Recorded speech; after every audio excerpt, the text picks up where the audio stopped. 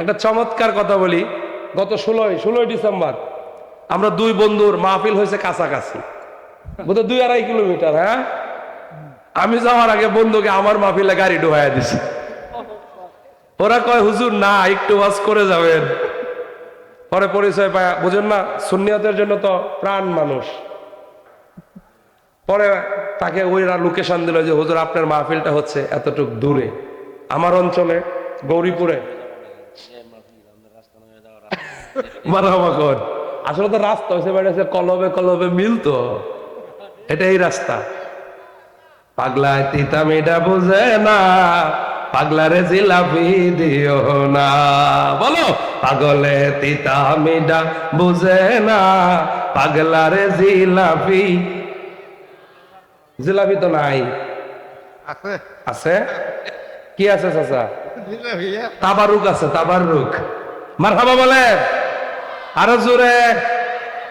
রাত্রে শীতের দিন জিলাপির চাইতে হেডাই বেশি ভাল লাগে। বিরিয়ানি হইলে তো আরো ভালো। হ্যাঁ, বিরিয়ানি। শুনেন, আমরা সুন্নিরা নবীর প্রেমে গজল গাই, আমরা আল্লাহ আল্লাহ জিকির করি, দুরুদ পড়ি, মিলাদ পড়ি, পরে আমরা বিরিয়ানি খাই। কারো কারো এটা নেও চুলকানি আছে। কথা কন না কেন ভাই? আসলে হ্যাঁ কপালে তো নাই, আল্লাহ আমরা খাওয়াই, আমরা আল্লাহ শুকরিয়া আদায় করব। কথা বলেন, নবীর প্রেমিকদের কোনো ভয়, জোরে বলেন ভয় নাই। রিজিকের মালিক কে? আরো জোরে কোন কে মালিক? নবীর প্রেমিকেরা দিশেহারা, মরণের ভয় করে না, প্রেম তো মরে না। মরে মরে, তাহলে আমার সাথে বলেন, নবী প্রেমিকেরা দিশেহারা, মরণের ভয় করে না, প্রেম তো মরে না। প্রেম করেছে আয়ুব নবী,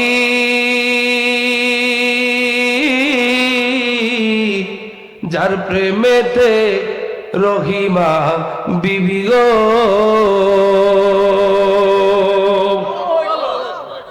প্রেম তো একটা আলাদা বিষয়, নাকি বলেন?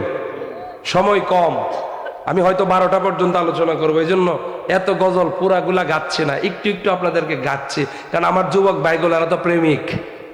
মারহাবা কন্যা, মাঠে ঢুকতে বলতেছে একলাস ভাই 2-1টা গাইতে হবে। আরো জোরে বলেন মারহাবা।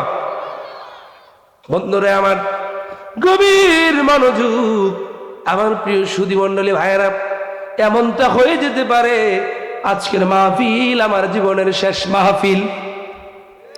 আর নীলম্বর খলায় আসবো না, নীলম্বর খলায় আর দেখা হবে না। নীলম্বর খিলা, হ্যাঁ খিলা, খিলাই তো।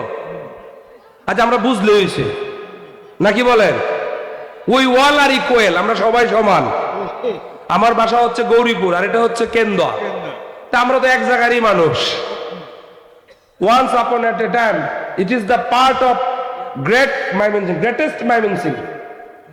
এটা এক সময় তো সব ময়মনসিংহ মহকুমার ছিল, পরে না এটা ডিস্ট্রিক্ট ভাগ হয়ে নেত্রকোনা হয়েছে।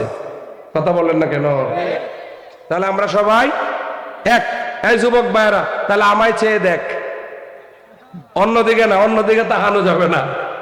আমার ভাইয়ান হাত তুলে বলে আল্লাহু আকবার। আরো জোরে। এখন একটা জিকির হবে উচ্চ কণ্ঠে, আল্লাহ আল্লাহ আল্লাহ আল্লাহ আল্লাহ আল্লাহ আল্লাহ আল্লাহ আল্লাহ আল্লাহ আল্লাহ আল্লাহ আল্লাহ।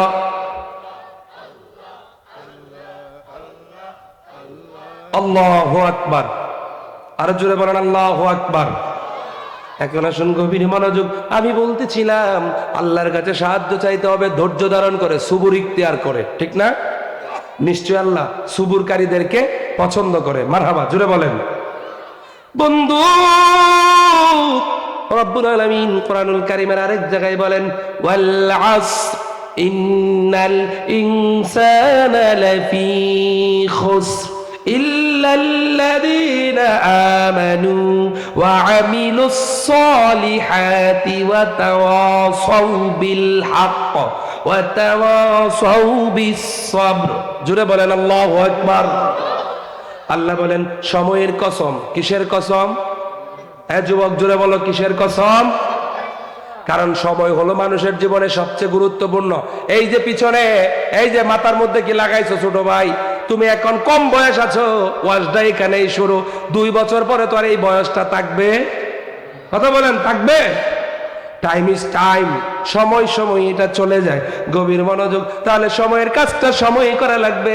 যুবকেরা রে, এই সময়ের কসমকে আল্লাহ বলছেন নিশ্চয়ই মানুষ ক্ষতির মধ্যে আছে, ক্ষতিগ্রস্ত। 2টা মানুষ ছাড়া, 2 প্রকারের মানুষ ছাড়া। সুবহানাল্লাহ বলেন।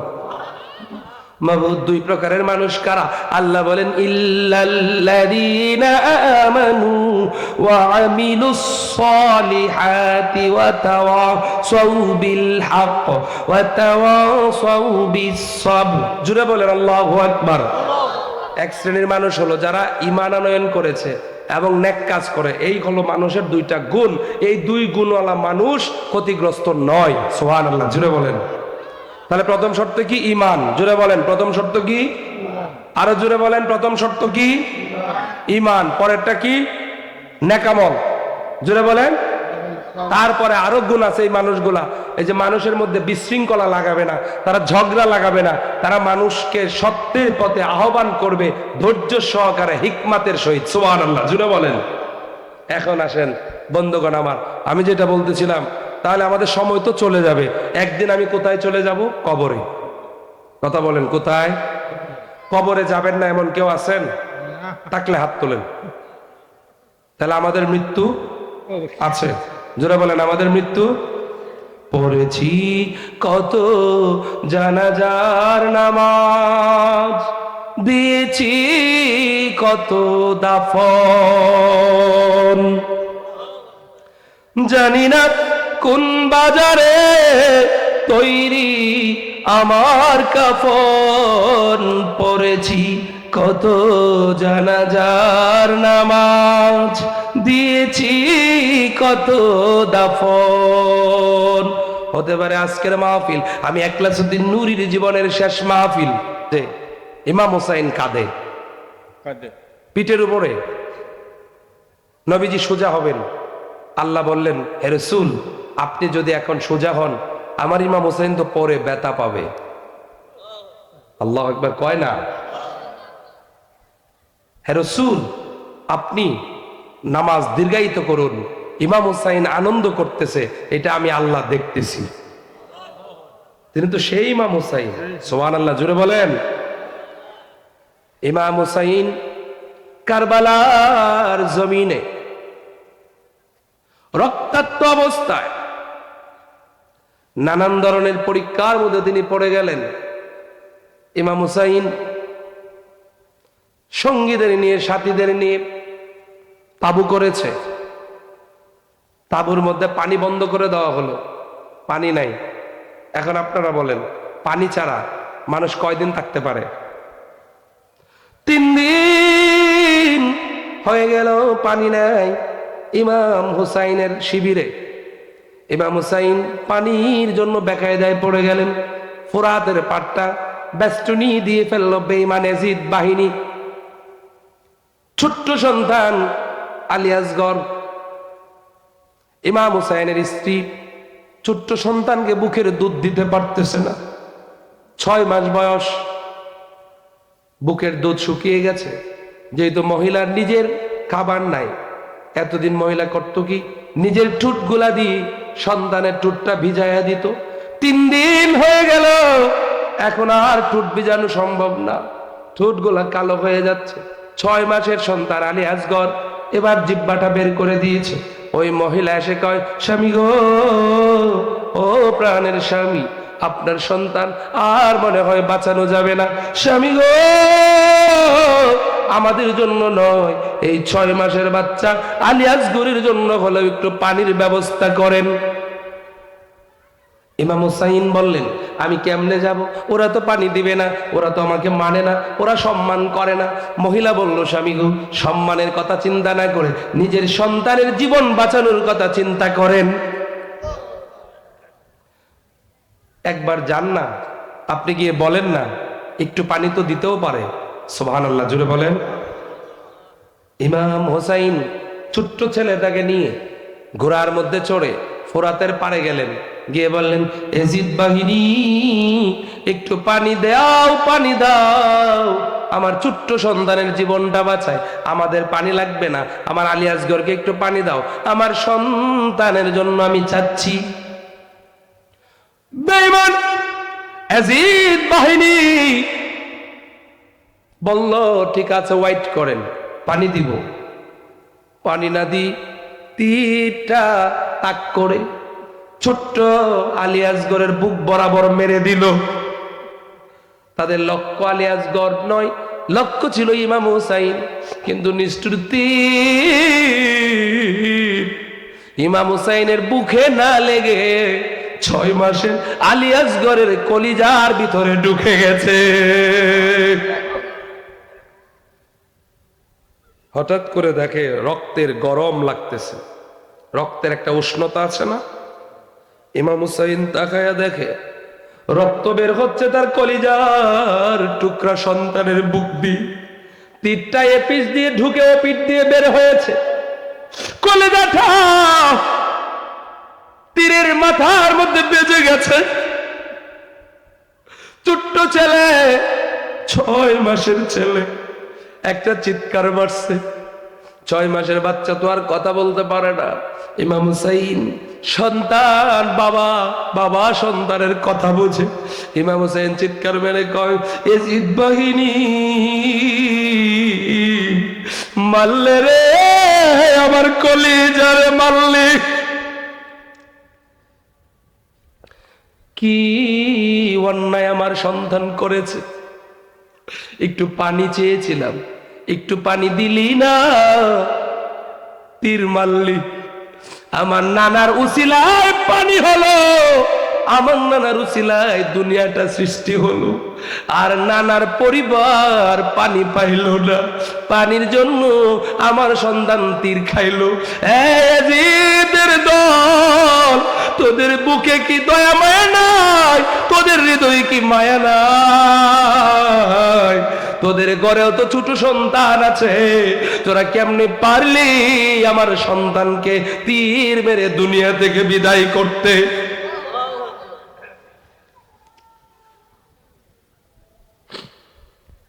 কেমনে পারলি?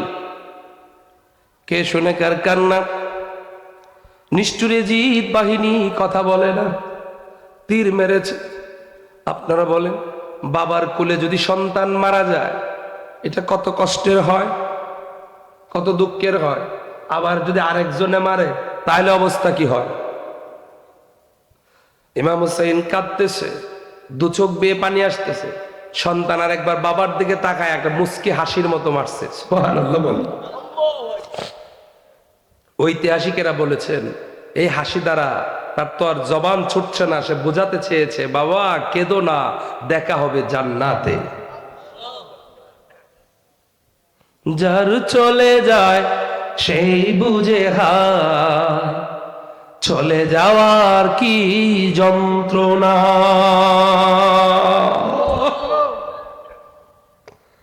ঘোড়ার মধ্যে লইয়া সন্তানকে নিয়ে তাঁবুর দিকে ফিরল। সন্তান যদি বিপদে পড়ে, প্রথম খবরটা কে পায়? আরো জোরে কর। এই মাহফিলে যারা বসে আছেন, কার কার মা মরে গেছে হাত তোলেন।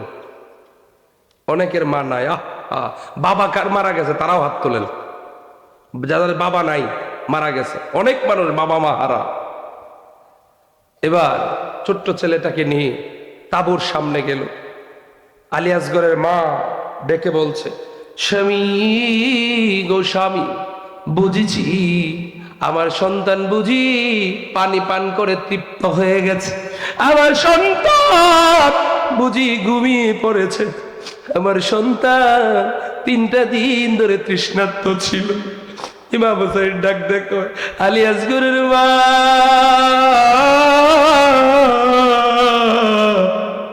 জীবনের মতো পানি পান করাইছি, আর কোনদিন পানি খাবে না। স্বামী গো, ও স্বামী, আপনি এটা কি বলে? কয় স্ত্রী রে, তাকায়া দে, আমার কলিজার টুকরারে মাইরা ফালাইছে।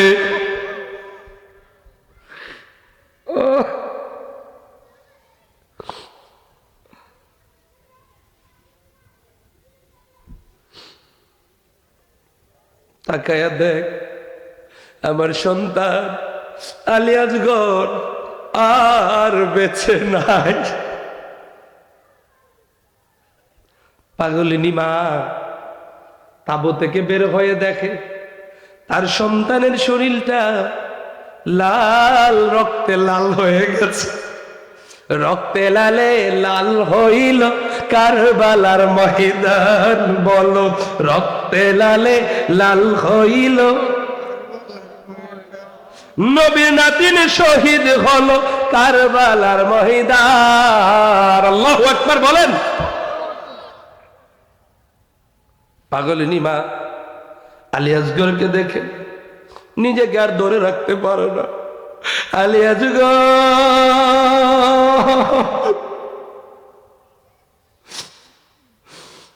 বাবা আমার, বাবা, কি বলে বিদায় হলি বাবা রে, বাবা, ও বাবা আমার। এক মায়ের বুক ফেটে যায়, সন্তান হারানোর ব্যথা মায়ের।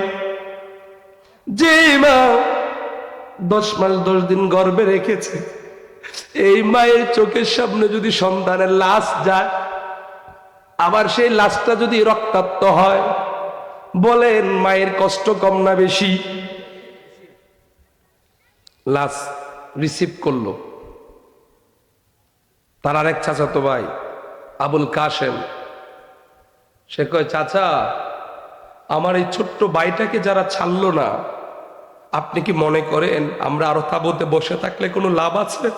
চাচা, আমার রক্তের মধ্যে যারা আঘাত করেছে, চাচা, আমার ছোট ভাই আলী আসগরকে যারা মেরেছে, খোদার কসম, আমি এখন জোর ডাই, হয়তো আমি বাঁচবো, নয়তো আমি মরবো। যুদ্ধ ডিক্লেয়ার করে দেন, আর বসে থাকবো না।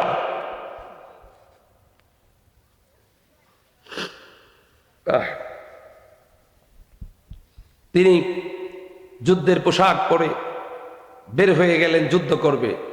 ইমাম হোসেন বললেন, বাবা, একটা কাজ বাকি আছে, তোমার সাথে বিয়ে হওয়ার কথা সহিনা, বিয়েটা দিয়ে দেই। সুবহানাল্লাহ, জোরে বলে।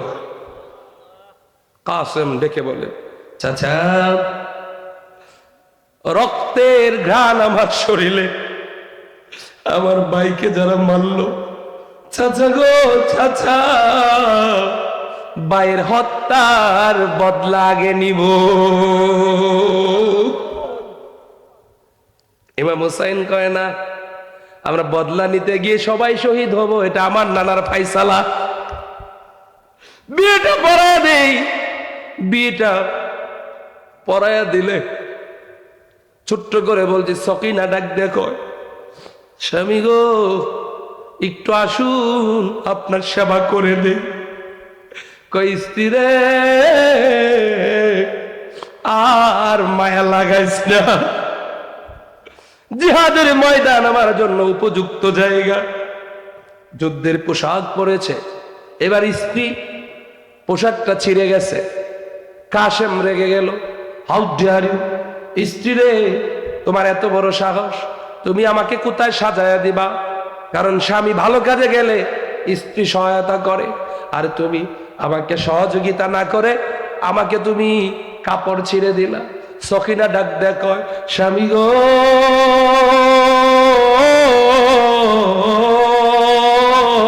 প্রাণের স্বামী, খেদমত করতে পারলাম না, মুখটাও ভালো করে দেখলাম না। ও স্বামী, আমি যতটুকু বুঝতে পেরেছি আপনি আর যুদ্ধের ময়দান থেকে ফেরত আসবেন না, আমি যে বিধবা হয়ে যাব, কিন্তু হাসরের ময়দানে আপনি তো শহীদ হিসাবে উঠবেন। ওই মুসিবতের দিনে আমি যেন শহীদের স্ত্রী হিসাবে সম্মান পাই, আপনাকে যেন চিনতে পারি। কেমনে চিনবা? কই স্বামী গো, শহীদদেরকে তো গোসল দেওয়া হয় না, যেই কাপড় থাকে এই কাপড়ে কবরে নামানো হয়। রক্ত মাখা শরীর নিয়ে আপনি যখন উঠবেন, আমি আপনার ছেঁড়া জামা দেইকা চিনবো আপনি আমার স্বামী। স্বামী, এই যে আপনারা কাঁদতেছেন, ও নীলাম্বর কিলার মুসলমানেরা কাহিনী শুনে কাঁদতেছেন, আর তারা তো স্পটে ঘটনাটা ঘটাইছে। কষ্ট হইতেছে আপনাদের? আলোচনা চলবে? আলোচনা কিন্তু মাত্র শুরু করছি। মারহাবা জুড়ে বলেন, আরো জুড়ে করেন মারহাবা। এই যে চোখের পানি, এই চোখের পানি নবীর প্রেমের পানি। কিসের পানি? নবীর প্রেমে। আমরা মদিনার পাগল, আমরা নবীজির পাগল। একটু হাত তুলে বলতে পারবেন? কষ্ট হলেও একটু হাত তুলে বলেন এভাবে। ও তো উপরে তুলে, এত উপরে তুললে কষ্ট হয়, এভাবে সামনে রাখেন মুনাজাতের মতো। আমরা মদিনার পাগল, আমরা নবী, আমরা মদিনার পাগল, আমরা নবী। জোরে, আমরা আমরা নবী মদিনার দুলবালি মুর, মদিনার দুলবালি মুর চোখেরই কাজল। আমরা আমরা নবী, আমরা মদিনার পাগল, আমরা নবী। মদিনার দুলবালি মুর, মদিনার দুলবালি মুর নয়নের কাজল। আমরা আমরা নবী, আমরা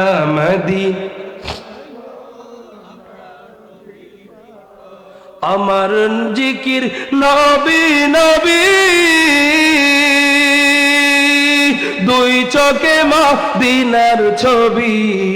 বলেন ইয়া রাসূলুল্লাহ। আমার জিকির নবী নবী, দুই নয়নে মদিনার ছবি। নবীর প্রেমে দিতে রাজি, নবীর প্রেমে দিতে রাজি, জীবনের সম্বল। আমরা আমরা আমরা আমরা নবী। মারহাবা জুড়ে কন, আরো জুড়ে বলেন মারহাবা। এখন কি আপনাদের চোখে ঘুম আছে? ও বন্ধু, নবীর পরিবারের কথা শুনে যারা কাঁদতেছেন, যেহেতু এই সংগঠনটার নাম ইমাম হুসাইন সংগঠন, এজন্য আমার মনে পড়ে গেল ইমাম হুসাইনকে নিয়ে আলোচনা করি। মারহাবা কন্যা। গভীর মনোযোগ। কাসেম যুদ্ধে চলে গেল, যুদ্ধ শুরু হয়ে গেল, কাসেম শহীদ। ইমাম হুসাইন তো আর বসে থাকা যাবে না, যেহেতু কাসেম শহীদ হয়ে গেছে, আমি নিজে এখন যুদ্ধের ময়দানে থাকতে হবে। এই যে দেখেন আপনাদের চোখের পানি, তাহলে ওই যুগে যারা ছিল তাদের অবস্থাটা কেমন? বন্ধু, গভীর মনোযোগ। কাসেম শহীদ, ইমাম হুসাইন যুদ্ধের ময়দান দখল করে ফেলেছে। আল্লাহু আকবার বলেন। এপাশ ও পাশ করে দিচ্ছে। কচু কাটা ক্লান্ত হয়ে গেলেন, পানির কাছে গেলেন, পানি নিলেন, একটু পানি খাবেন, রিফ্রেশ হবেন। পানিটা নিলেন, ইমাম হুসাইন দেখতে পেলেন পানির উপরে রক্ত, আর রক্ত মনে হয় যেন আলিয়াজগরের রক্ত। ইমাম হুসাইন ডেকে ডেকে কই, পানি রে পানি, তোকে আমি খাবো না, এই পানির জন্য আমার পরিবারের মানুষ শহীদ হয়েছে।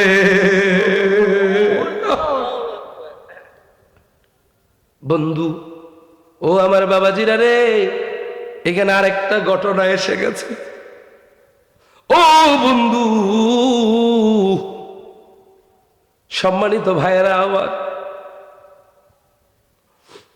ও বন্ধুরে আমার, ইমাম হুসাইনের বোন জয়নব, কি জোরে বলেন, জয়নব, ভাইজান আপনি যদি এখন চলে যান আমাদের তো আর কেউ নাই। ও ভাইজান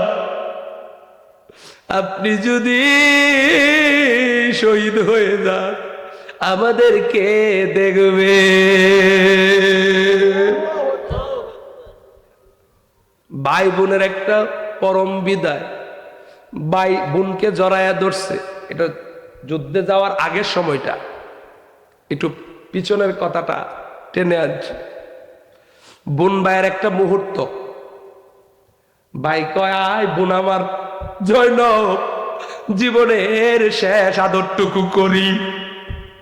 জয়নব ডেকে ডেকে বলেন ভাই আমার, কে আদর করবে, কে ভালোবাসার জায়গা দিবে, কে মমতা আমাকে হাত বাড়াইয়া ধরবে? ইমাম হুসাইন বোন রে আয়, আমি জীবনের শেষ আদরটা করে দে।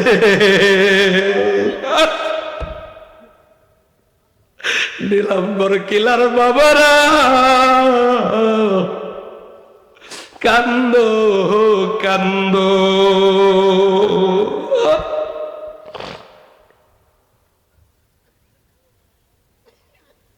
হুসাইন কয় বোন রে আমার বোন,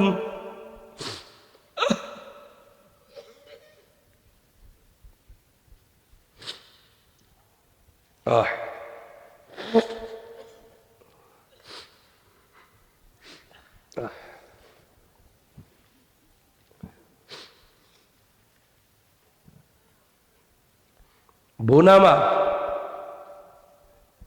তোকে কিছু কথা বলে যাই, আমি তো শহীদ হয়েই যাব। কয় কি কথা, কি কথা? যে বোন আমি মরে গেলে, আমি শহীদ হয়ে গেলে মাতম করবা না, মানে বুক তাফরায়া চিৎকার করবা না, মাথার চুল ছিড়বা না।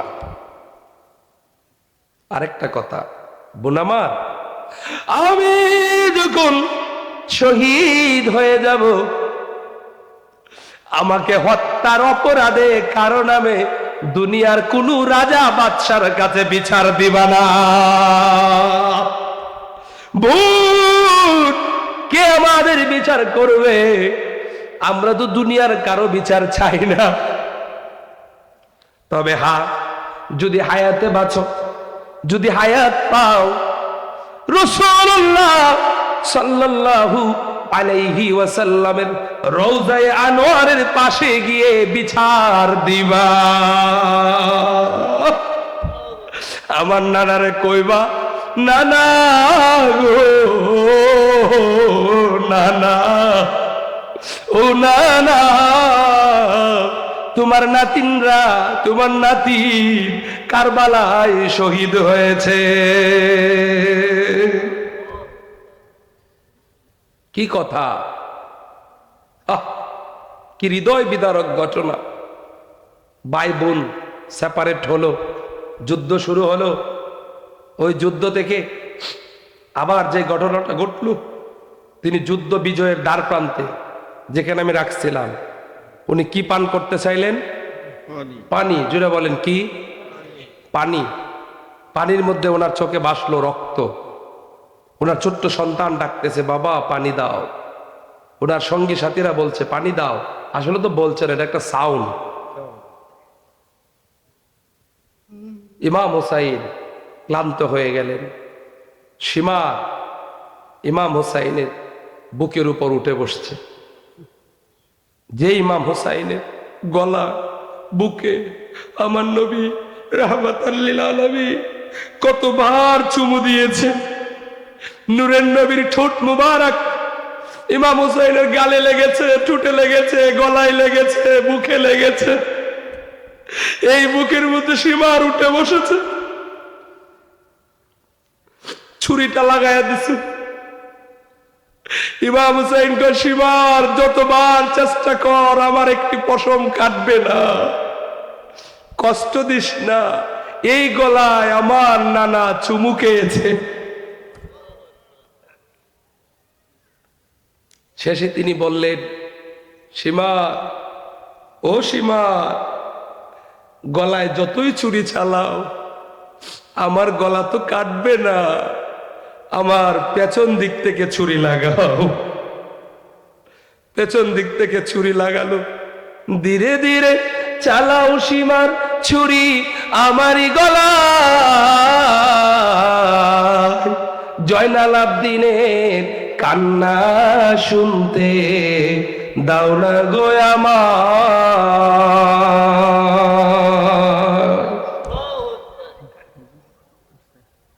ভাই, আপনারা কি বিরক্ত হয়েছেন আমার আলোচনা? বেশি কষ্ট দিছি আপনাদেরকে? আমি আর আলোচনা করব না, বক্তা এসে গেছে। হ্যাঁ, মারহাবা কোন, আরো জোরে বলেন মারহাবা, উচ্চ কণ্ঠে বলেন মারহাবা। এখন এই যে আপনারা কান্নাকাটি করলেন, আমি ব্যক্তিগতভাবে মনে করি আল্লাহ কান্নাটাই বেশি পছন্দ করে। কথা বলেন না কেন ভাইরা? আল্লাহ বলেন ফালিয়াযহাকু কালিলান, থেকে বলেন এই যে আমাদের মা বাবাও কবরে চলে গেছো, আমাদের মা বাবার জন্য একটু দোয়ার দরকার আছে কিনা? জোরে কোন আছে কিনা? মায়ের দোয়া, পৃথিবীতে মানুষ অনেক জায়গায় দোয়া খুঁজে, দোয়া নিতে যায়, দোয়া কবুল হতেও পারে নাও হতে পারে। দুইটি জায়গা ডিরেক্ট কবুল হয়, দুইটি জায়গা হচ্ছে মা এবং বাবা। সুবহানাল্লাহ বলে না? যুবক, আপনার কি লাগবে? আপনার মা যদি দোয়া করে, আপনার বাবা যদি দোয়া করে, আল্লাহর আরশে আজিমে সেটা ডাইরেক্ট কবুল হয়ে যায়।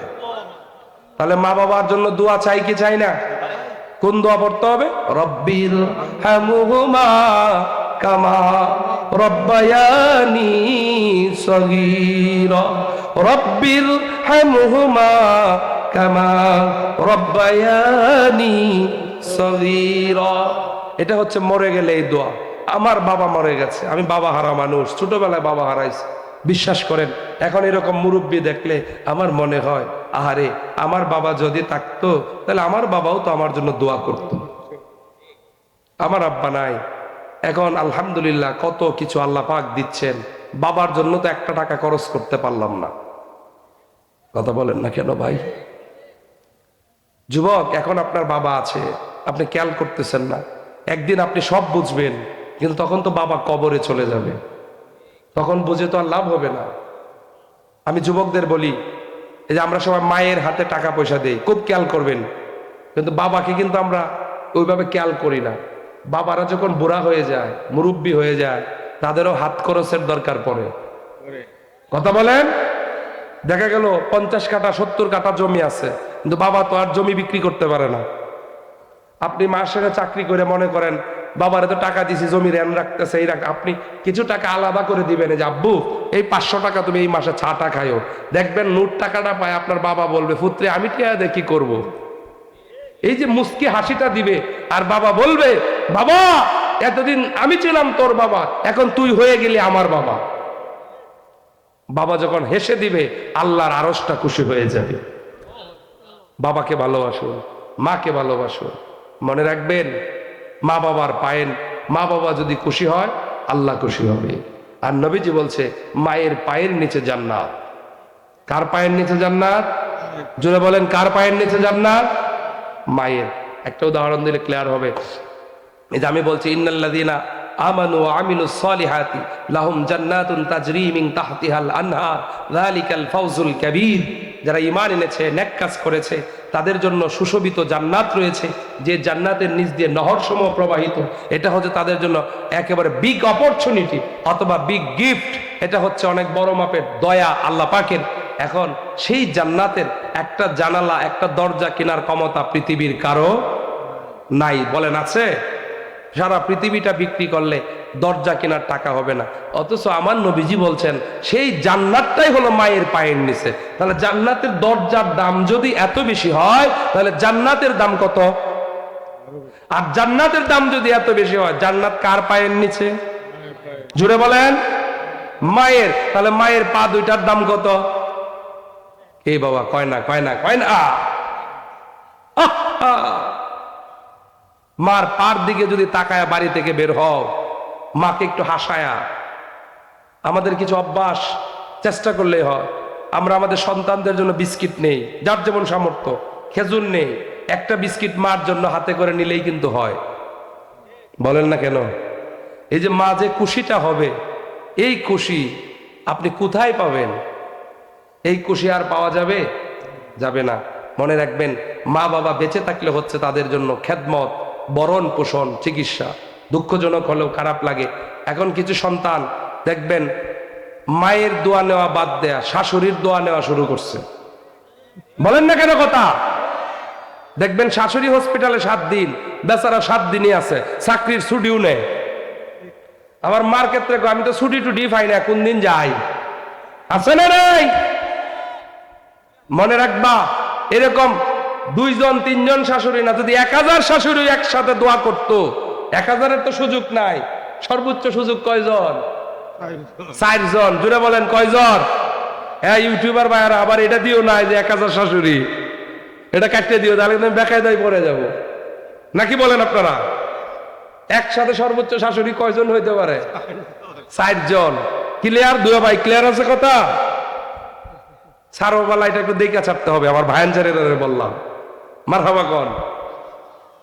তাহলে এই যে মনে করেন এরকম শাশুড়ি যতই দোয়া করুক, শাশুড়ির দোয়াও দরকার আছে, কিন্তু আগে কার দোয়া? জোরে বলেন কার দোয়া? এই যে মনে করেন আমার মতো হুজুর, এরকম 1 লক্ষ হুজুর যদি এক পাল্লায় তুলে দোয়া করান, আর মা যদি আরেক পাল্লা থেকে দোয়া করে, মায়ের পাল্লার দোয়া অনেক ভারী হয়ে যাবে। তাহলে আমরা দোয়া নিব কার কাছ থেকে? প্রথমে জুড়ে বলেন, মায়ের কাছ থেকে। আমার প্রিয় ভাইয়েরা, আমরা যে ইমাম হুসাইনের কথা বললাম, কাঁদলাম, সেই প্রিয় নবীর মহাব্বতে আমার সময় শেষ। আমি কি আপনারা বেশি বিরক্ত করছি? কথা বলেন, বিরক্ত বেশি করছি? এখন রাত্র 12টা বাজে। বাবা রে বাবা, একেবারে ফুল 12টা। আপনারা আমার জন্য বেশি করে দোয়া করবেন। দোয়া করবেন না? দোয়া করবেন? বেশি করে দোয়া করতে হবে। আল্লাহ যেন আমাকে ভালো রাখে, সুস্থ রাখে। আমার সাথে যারা আসছে এদেরকে আল্লাহ যেন কবুল করে। আরেকটি কথা এলাকাবাসী শোনেন, এই যে মাহফিলটা হলো, আপনারা খুশি না বেজার? জুড়ে কোন খুশি না বেজার? এই মাহফিলটা প্রতি বছর হোক, আপনারা চান না? হাত তুলে বলেন চান। তাহলে তো সহযোগিতা করা লাগবে, টাকা দিয়ে, পয়সা দিয়ে, এবং কি বুদ্ধি দিয়ে, পরামর্শ দিয়ে। মারহাবা, জুড়ে বলেন, আরো জুড়ে কোন মারহাবা। এর মানে এখন আবার টাকা চাইতেছি না, এটা সুযোগ নাই, চাচ্ছি না, এটা ভাইবেন না। আমার মনটা বড় চাচ্ছে বিদায়ের আগে আমার প্রিয় নবীজিকে দাঁড়ায় একটু সালাম দিতে। কথা কন ভাই? আমাদের ভালো লাগে, আপনাদেরও ভালো লাগবে। আসুন দাঁড়ায়া আমার নবীজিকে সালাম দেই। ইয়া নবী,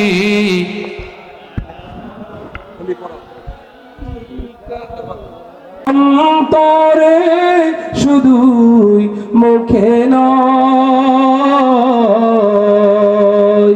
জান্নাতের আশায় নয় হে রাসূল, জাহান্নাম কেউ ডরি না। বলুন ইয়া রাসূলুল্লাহ।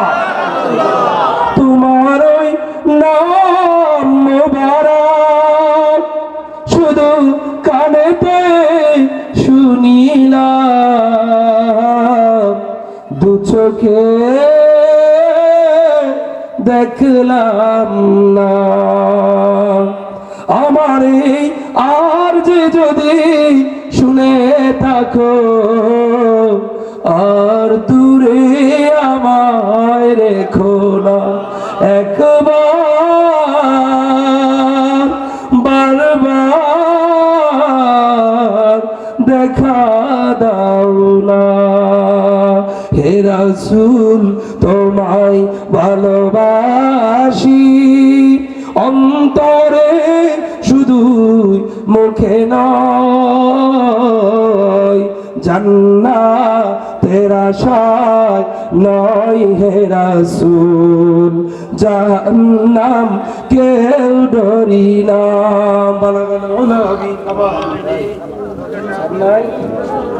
আমার বন্ধু স্যার দেন, স্যার দেন।